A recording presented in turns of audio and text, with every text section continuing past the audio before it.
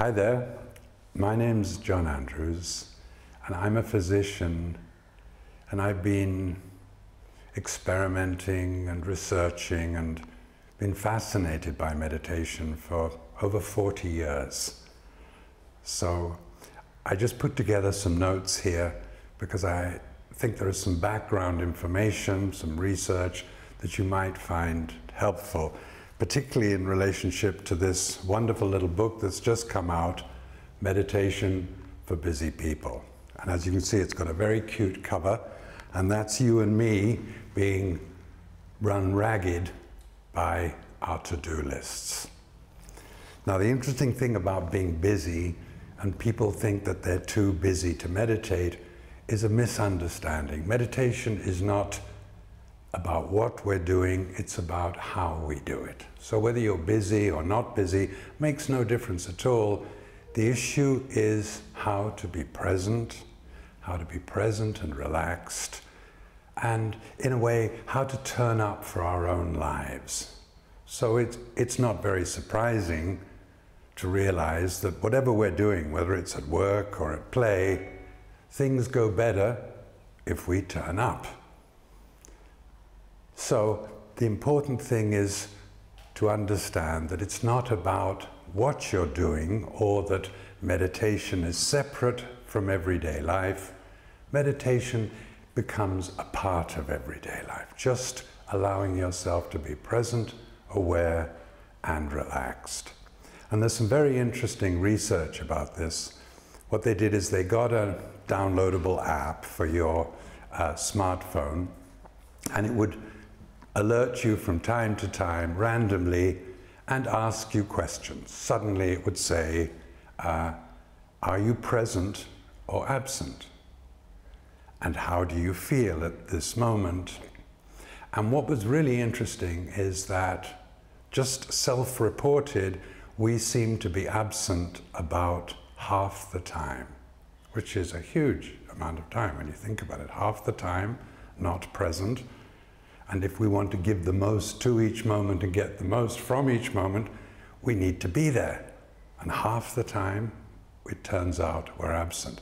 And even more interesting is, consistently people were happier when they were present. No matter how good the daydream, people were happier when they were present. Now just imagine you go to the doctor and you say, and he says to you, well, yes, it's good that you came to see us. We've done the tests, and there's some good news and some bad news. The bad news is that you've got cancer. And the good news is it's a very slow-growing cancer, and it'll only halve your lifespan. Now, that would get your attention, wouldn't it? I mean, half your lifespan's gone.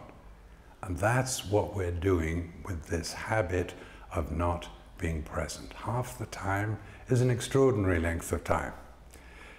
And while we're talking about doctors, the health benefits of meditation are extraordinary, and it's probably all based on relaxation. So for example, what they did was they did brain scans on people who were stressed and found a certain part of their brain was enlarged. They took animals and stressed them and discovered that because of the stress, or as a result of the stress, that same part of the brain got larger. And then they looked at meditators and found, depending how long they'd been meditating, that same part of the brain was much smaller. So you can see causation isn't the same as correlation, but you can see it's pretty suggestive.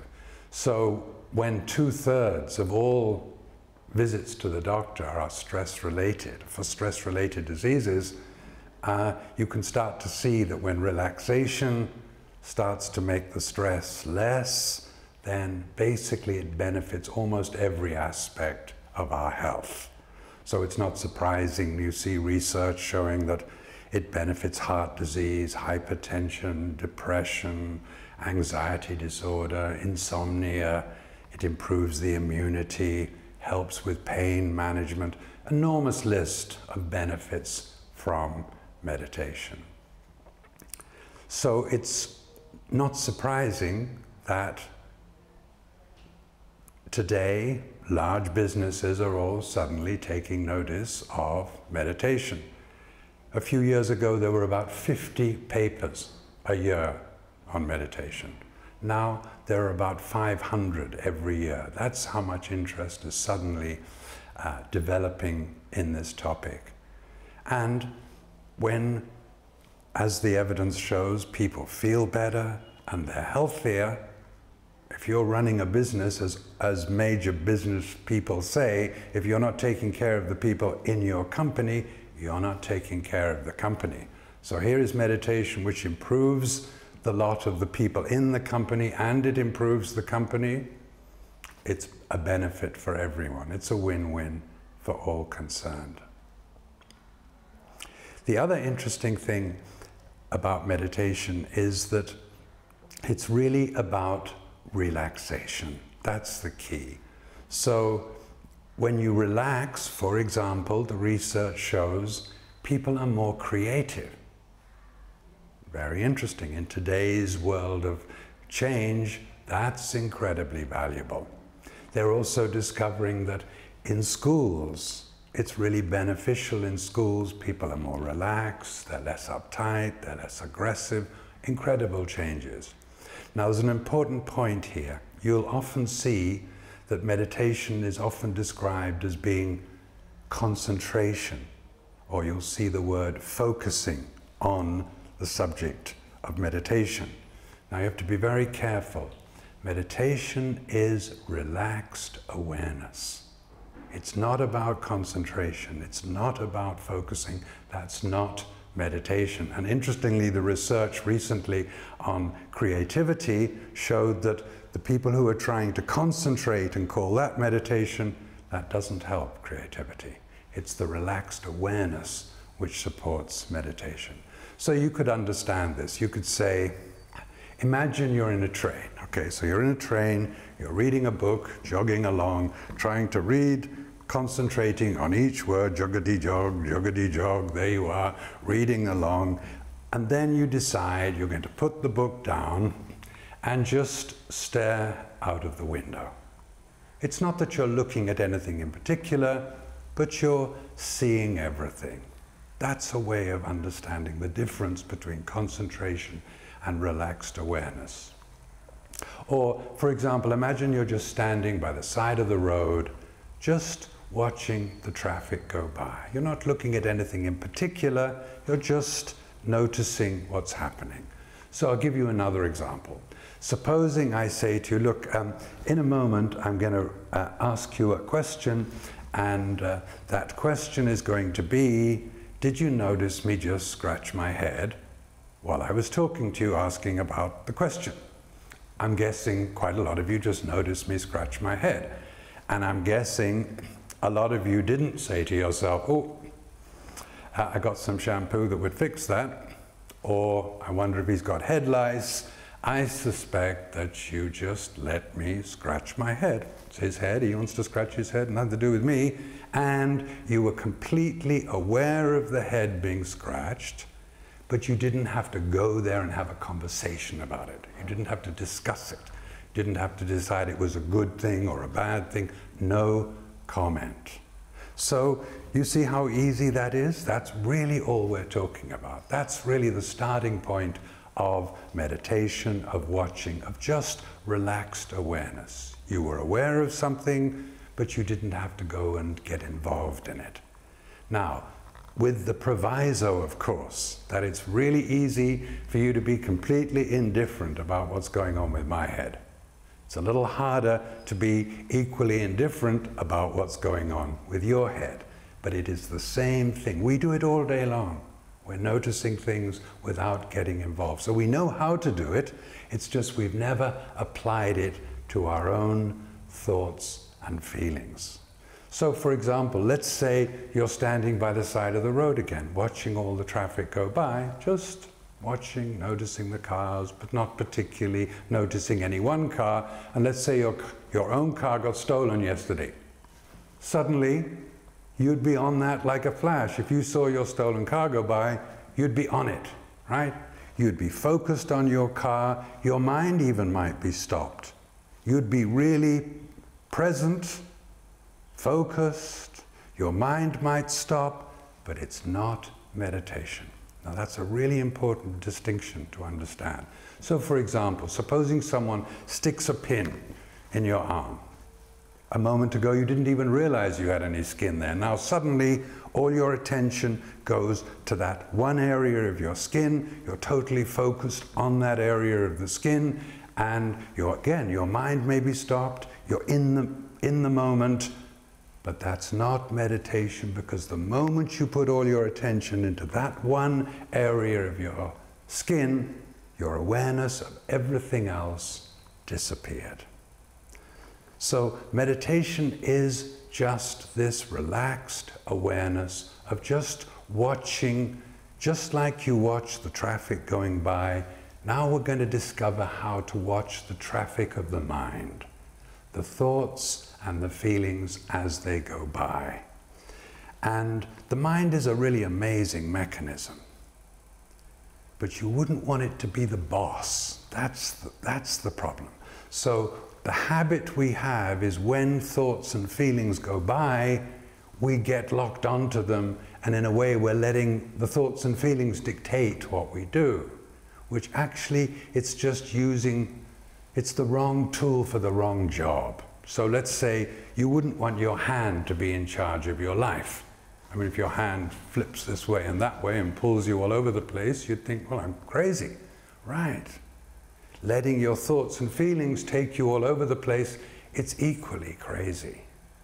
So the whole knack of meditation is just to allow ourselves to see the thoughts. We're not going to fight against them. Just like when I was scratching my head, just like when you're watching something with indifference. So a thought goes by. What is our habit? Our habit is to get involved. I don't like it. I do like it. It's good. It's bad. I like it. I don't like it. Always something. And the knack of this process is discovering how to do nothing. It's not that you're not aware of the hand going by. It's not that you're not aware of the thought going by. You see it, but you don't have to go there and get involved. And it's the habit of our involvement which is really what we're talking about. Now, talking about habits, what's really interesting is you've probably heard of something called obsessive compulsive disorder. So that's when people have this idea in their head, their hands are dirty and they have to wash them and they have to keep washing them, and they wash their hands 50 times a day because they're really worried their hands might be dirty. Okay, so that's a very extreme example, but it's not that dissimilar to how we all are. You know, you've got this problem, you've got this bill to pay, you're worried about something and it just keeps nagging away in the mind. It's actually pretty similar. And what's really interesting is meditation is becoming highly effective in the treatment of obsessional compulsive disorder. Exactly what you'd expect from what we're looking at right now. The other interesting thing that science contributes today to this whole area is neuroplasticity. So there was a time when everyone said, well, this bit of the brain does this function, that bit of the brain does this function, and after early years of development, it's fixed. And then they discovered it's not fixed at all. So it's not surprising. Now they start to do brain scans on people. If someone takes up juggling, you do a brain scan before they take up juggling, you do a brain scan after 6 months of juggling, the brain has changed. So, not surprisingly, when they start doing brain scans on people who are meditating, for example, normally with age, particular part of the brain starts to shrink. In meditators, it doesn't. That's interesting. I mean, you didn't know I was 85 years old, did you? I'm only kidding, I'm only kidding. But basically you understand the point that it's very suggestive that these changes in the brain are reflective of what's happening in meditation, which is starting to help us understand its benefits. So other changes in the brain, we mentioned the changes with stress, with aging, areas involved in self-awareness, in memory, all kinds of interesting areas are being affected by meditation. Now, they used to say that the mind is what the brain does. And now they're beginning to realize, actually, the brain is what the mind does. And meditation is our doorway to that mind. So what we're really beginning to see is, who am I? Is not some fixed entity. It's an ongoing process. It's actually, whatever I get up to, that's what I'm becoming.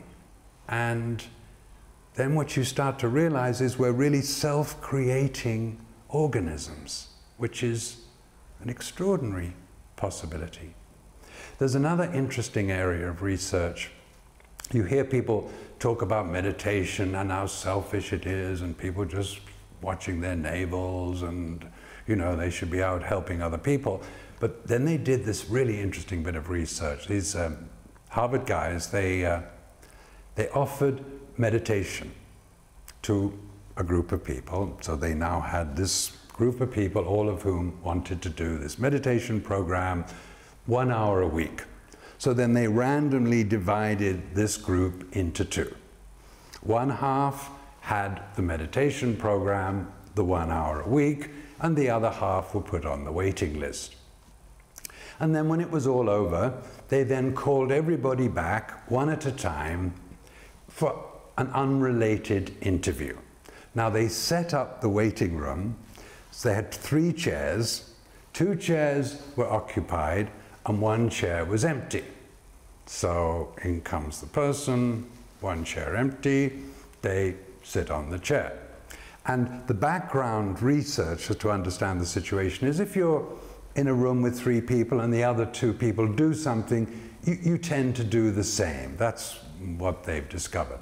And then in comes someone else into the room with a sort of limp and crutches and, you know, broken leg and totally struggling.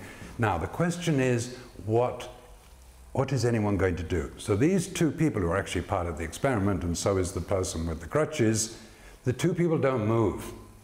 I mean, this person with the broken leg obviously wants the chair, right? So what is the 3rd person going to do? This group of people, one of whom did the meditation program and the other lot didn't do the meditation program. Now here's the amazing finding. The people who did that meditation program, 1 hour a week only, for 8 weeks, they were 5 times more likely to get up and say, please take my chair. That's a pretty shocking outcome. 5 times? So anyone who tries to tell you that meditation is about selfishness, that's probably really nonsense. The last thing I'd like to just mention is about the body. Now, the body's always been a really critical part of meditation. And recently, medical science finally accepted what in the East they've regarded as obvious for thousands of years, which is that the mind and body is really one entity. And they found the nerves going from the nervous system to the lymphatic system, connecting the 2 big memory systems of the body. And then, you know, Candace Pert, who wrote The Molecules of Emotions, she found that all our emotions are simply molecular events all over the body. It's not just the mind, and absolutely connected. But when you actually ask people, most of us think, well, the mind is number 1, right? And the body, really the function of the body is kind of a room service for the mind, room service for the brain. But actually, that may be really incorrect. And lots of research is now beginning to realize how powerfully the body affects the mind. Everyone knows how the mind affects the body. You know, someone comes to work looking terrible in the morning, you know, they had a pretty rough night. It's pretty obvious to everybody. But the effect of the body on the mind, that's not so clear. And if you can go and watch a TED talk by a guy called Daniel Wolpert, really, really interesting. And his view is that the reason we humans have such a huge brain is because of movement.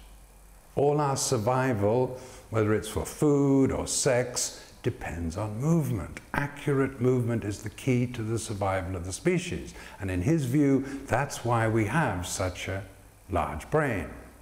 And he found this creature, a little sea squid, I think he calls it, right? It's a little sort of cylindrical job that kind of flops around in the sea, and it's looking for a nice flat rock to live on, right? And it finds a flat rock, and there it sticks, and now it's never going to move again. And what's the first thing it does?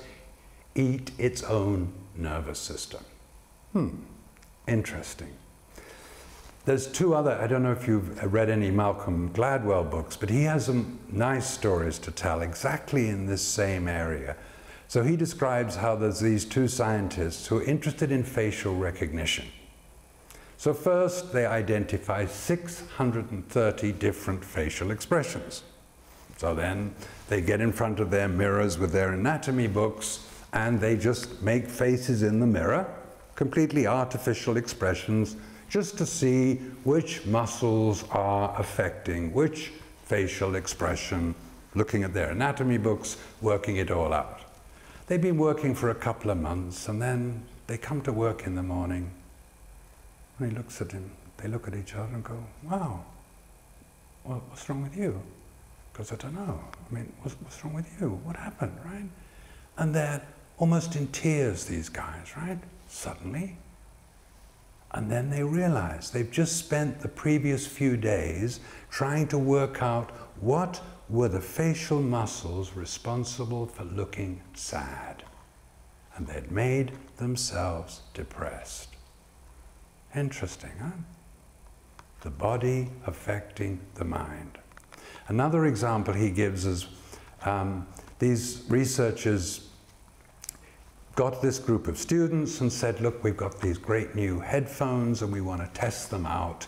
And so we got some really great music, and you young kids, you really like music, so we want you to listen to the music and you tell us how good these headphones are. So they split the group into three, and then the first group comes in and they say, so we're going to get you to listen to the music, and so it's basically mainly music. There's a little bit of speech on the end just to see how speech sounds with the headphones, but we're really interested in the music. So before you put the headphones on, what we want you to make sure you do is, as you're listening, you just please first you look to the right and you look to the left and you look to the right and you look to the left while you're listening to the music. Okay, so the first lot do that. Then the next lot come in, same rap, except when you put the headphones on, as you're listening to the music, I want you to look at the ceiling, look at the floor, look at the ceiling, look at the floor. Third lot come in, put the headphones on, same rap. Before you put the headphones on, we want you just to listen, and what we want you to do is just look straight ahead and keep your head still. They're finished, then they do a survey of everyone. How was the music? Did you like the treble and the bass? And were they good for guitars? And all kinds of questions, which actually had nothing to do with the research at all, but just to kind of set the scene. And then they said, oh, by the way, that little speech on the end. Now, the speech on the end was just a little piece which said, we're proposing to increase the student library subscription from $500 a year this year up to $650 next year. Or we reject the proposal and put it back to $400 like it was last year, or we do nothing and leave it at $500. So how was the music? How was the music? They go through the checklist, and that little bit of speech on the end, are you in favor of that proposition for the library, or are you against it, or what? And guess what?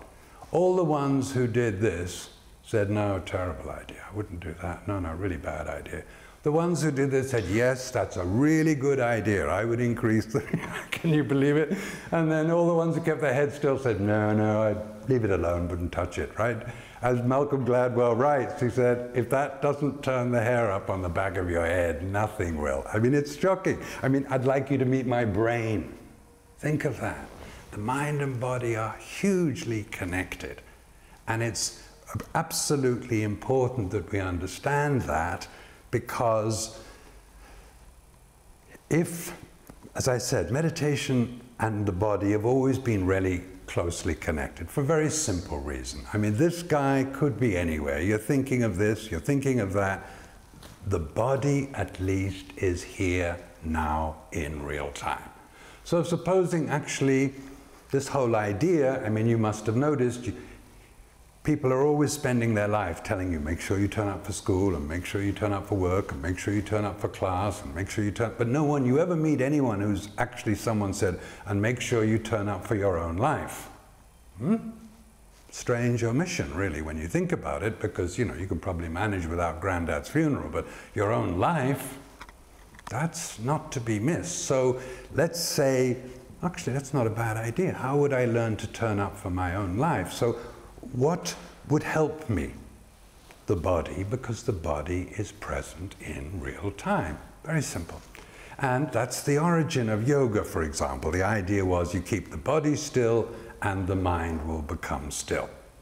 The idea of Vipassana, same idea. We're going to watch the breathing, wherever you do it, through the nose, in the belly, whatever you do, watching the breathing, and if you notice the breath, chances are you're here. If you missed it, chances are you're somewhere else. So a really nice device to help me be more present.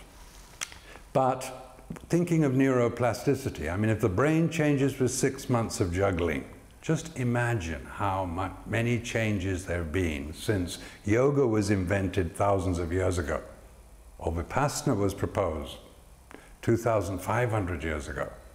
Think of our lives today compared with our lives then. Now very complex, very interactive, actually quite tense, very, very different kind of existence we lead. So naturally, what worked for those guys is hardly likely to work for us. So it's not surprising that you find lots of people who are recommending sitting meditation. And now some of the main proponents of that are starting to say, well, actually, it doesn't really touch the spot. I'm still left with lots of problems, this and that. And the students, they just can't do it. And what's the predominant issue? It's repressed emotions. You know, we live a pretty kind of tense life. You know, there's lots going on. You have to remember lots of stuff. You have lots of interactions. It's not like sitting in a village where you meet one new person a year 25 centuries ago. This is a pretty intense process. So it's not surprising something different is really required. And that's where active meditations come in. And you'll see active meditations are mentioned in the back of this book, particularly Osho Dynamic and Osho Kundalini.